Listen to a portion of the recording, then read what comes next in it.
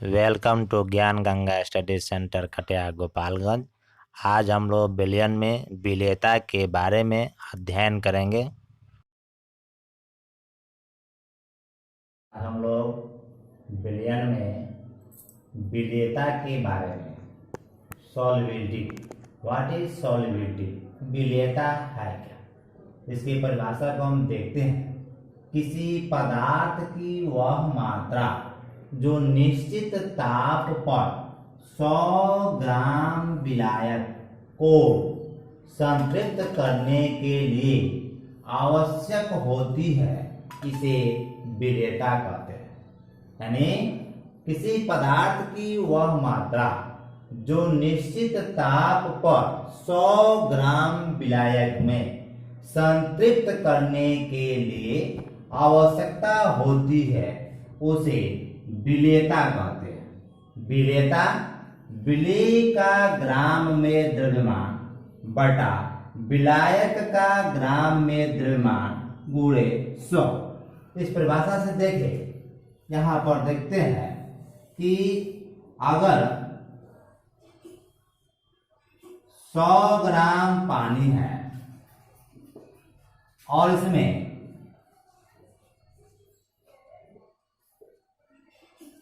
100 ग्राम पानी है और इसमें हम चीनी को मिलाते हैं, तो 100 ग्राम पानी में निश्चित ताप पर जितनी चीनी की मात्रा घुलती है।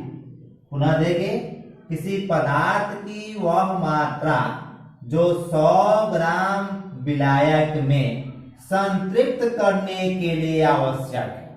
यहाँ ताप निश्चित होना चाहिए, जो विलायक है वह 100 ग्राम होना चाहिए।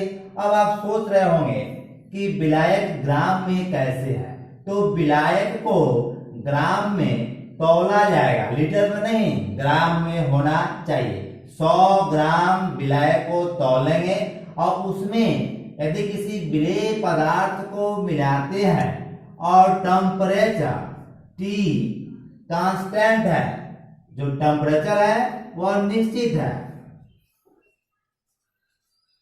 यदि टेम्परेचर निश्चित है, तापमान निश्चित है और विलायक 100 ग्राम है और जितनी मात्रा में जो विलेय है, जितनी मात्रा में जो विलेय है उसमें और घुल जाता है, संतृप्त हो जाता है, तो विलेय की उस मात्रा को विलेयता कहते हैं। पुनः देखें, किसी पदार्थ की वह मात्रा जो निश्चित ताप पर 100 ग्राम विलायक में संतृप्त हो जाए, यानी पूर्ण रूपेण से घुल जाए, मिल जाए, तो उस मात्रा को विलेयता कहते हैं। यहाँ परिभाषा के बाद से देखें, विलेयता सॉल्वेंटी, विलेय की ग्राम में द्रव्यमान, यानी विलेय ग्राम में होना चाहिए और विलायक भी ग्राम यानी 100 ग्राम होना चाहिए, गुणे 100। यह विलेयता जो है, विलेय प्लस विलायक से विलयन बनता है और इस विलयन बनने की प्रक्रिया में दो प्रक्रिया होती है। एक होता है विलोपन और दूसरा होता है अवक्षेपण। यानी जब किसी विलायक में विलेय पदार्थों को मिलाया जाता है, जब किसी विलायक में विलेय पदार्थ को मिलाया जाता है, तो उस विलयन में कुछ विलेय के पार्टिकल, कुछ कण पूर्णतः घुल जाते हैं और कुछ पार्टिकल उससे न उस विलायक में नहीं घुल पाते हैं। इसके कारण उसमें दो प्रक्रिया होती है। एक होती है विलोपन की प्रक्रिया, जो उसमें विलुप्त हो जाता है, और दूसरा होता है अवक्षेपण की प्रक्रिया। अभी हम लोग देख रहे थे कि विलयन बनने में दो प्रक्रिया होती है, उसमें एक विलोपन होता है और दूसरा अवक्षेपण होता है। यानी जब विलायक में किसी विलेय पदार्थ को मिलाया जाता है, जब विलायक में किसी विलेय पदार्थ को मिलाते हैं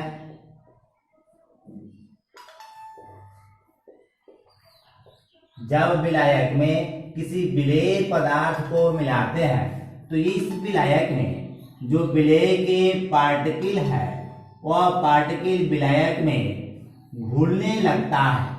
जब घुलने लगता है तो इस विलयन की सांद्रता बढ़ने लगती है। जब ये घुलने लगेगा तो उस प्रक्रिया को विलोपन कहते हैं। जब ठोस विलेय किसी विलायक में डालते हैं तभी विलेय की मात्रा घुल जाती है, घुलने लगती है, जिससे विलयन की सांद्रता बढ़ जाती है।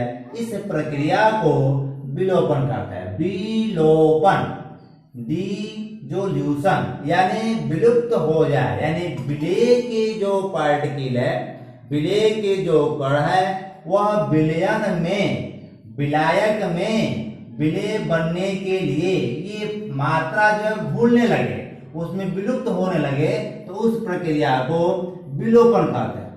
इस विलयन की प्रक्रिया में जब विलयन बनता है उस प्रक्रिया में विलेय की मात्रा एकाएक विलायक में नहीं घुलते हैं, वो धीरे धीरे घुलते हैं। तो उस विलयन बनने की प्रक्रिया में कुछ विलेय के जो कण है वह विलयन से पृथक हो जाते हैं। विलयन से पृथक होने का मतलब है कि जब हम विलयन बना रहे होते हैं तो उसमें पार्टिकल जो है धीरे धीरे घुलता है। बाकी पार्टिकल अवक्षेपण के रूप में ये नीचे, अवक्षेपण के रूप में नीचे बैठ जाता है और ये जब तक घुलता है वह अलग से पृथक होते रहता है। इस प्रक्रिया को अवक्षेपण कहते हैं।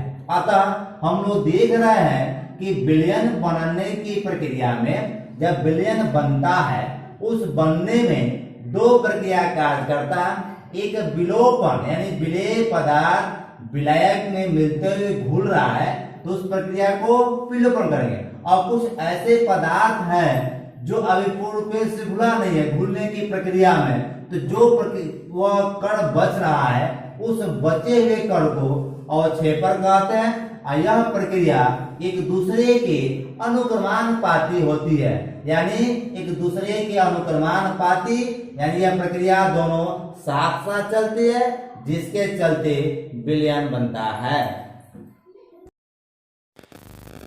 विलेयता, सॉल्वेबिलिटी, किसी पदार्थ की वह मात्रा जो निश्चित ताप पर 100 ग्राम विलायक को संतृप्त करने के लिए आवश्यक होती है, इसे विलेयता कहते हैं।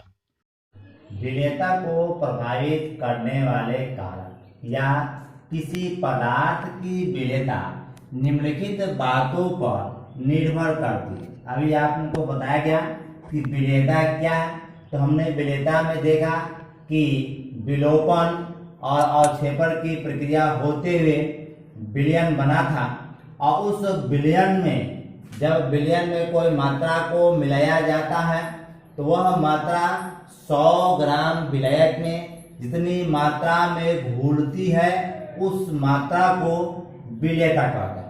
और ये विलेयता जो है निम्नलिखित बातों पर निर्भर करता है। पहला है टेम्परेचर, तापमान।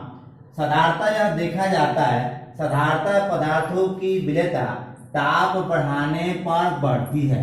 यानी अगर कोई किसी विलेय को विलायक में मिलाया जा रहा है, अगर उसके तापमान को बढ़ा दिया जाए, उसको गर्म कर दिया जाए, तो वह जो पदार्थ है, जो विलेय पदार्थ है, बहुत जल्दी ही घुल जाती है, उस विलायक में घुल जाती है। अतः हम ये देखते हैं कि यदि किसी विलयन में विलयन की प्रक्रिया हो रही है और उसको गर्म कर दिया जाए तो विलेय पदार्थ जल्दी ही घुल जाती है, अर्थात पदार्थों की विलेयता ताप बढ़ाने पर बढ़ जाती है। दूसरा होता है विलेय और विलायक की प्रकृति पर। अब हम आपको बताएं कि विलयन में विलेय और विलायक है, तो ये विलेय और विलायक की प्रकृति पर, नेचर पर, यह किस प्रकार का है। विलेय कैसा है, ध्रुवीय है कि अध्रुवीय है, विलायक ध्रुवीय है कि अध्रुवीय है, तो उस पर निर्भर करता है, विलयन में निर्भर करता है कि विलेय और विलायक कैसा है। तो ये साधारणतः देखा गया है कि ध्रुवीय विलेय जो है ध्रुवीय विलायकों में ही विलीन होगा, विलयन बनाएगा, और अध्रुवीय विलायकों में ही घूमते। अर्थात ये जो विलेयता है यह निर्भर करता है कि विलेय और विलायक किस प्रकृति का है। तीसरा जो विलेयता है, दाब का प्रभाव। तो दाब का प्रभाव, विलेयता पर दाब का कोई प्रभाव नहीं पड़ता है। द्रव में ठोस पदार्थ की विलेयता पर दाब का कोई प्रभाव नहीं पड़ता, यानी यदि विलयन बनाया जा रहा है, उसमें सॉल्वेबिलिटी हो रही है, विलयन बन रहा है, तो उस पर दाब का कोई प्रभाव नहीं पड़ेगा। चौथा, विलेय के कणों के आकार पर। अब यह हमको ध्यान देना है कि अगर हम विलयन बना रहे हैं तो उस विलयन की प्रक्रिया में अब यह निर्भर करता है कि ये जो विलेय है यह विलेय के कण किस प्रकार का है, आकार किस प्रकार का है। अगर यह आकार छोटा छोटा होगा, छोटे कण होंगे, क्रिस्टल के कण छोटे होंगे, तो यह विलेय पदार्थ विलायक में बहुत जल्दी ही घुल जाते हैं।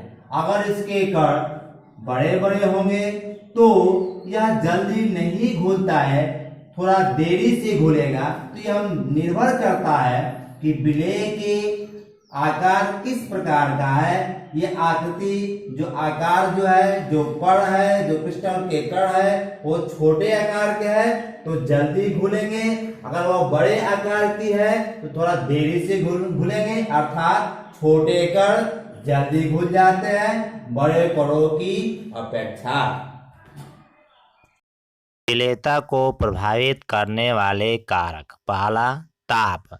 साधारणतः पदार्थों की विलेयता ताप बढ़ाने पर बढ़ती है।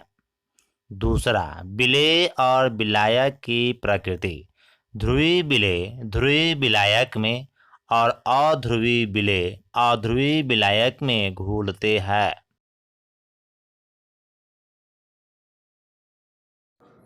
दाब का प्रभाव। द्रव में ठोस पदार्थ की विलेयता पर दाब का कोई प्रभाव नहीं पड़ता है। चौथा, विलेय के कणों का आकार। किसी क्रिस्टलीय ठोस के छोटे कण बड़े कणों की अपेक्षाकृत जल्दी घुलते हैं।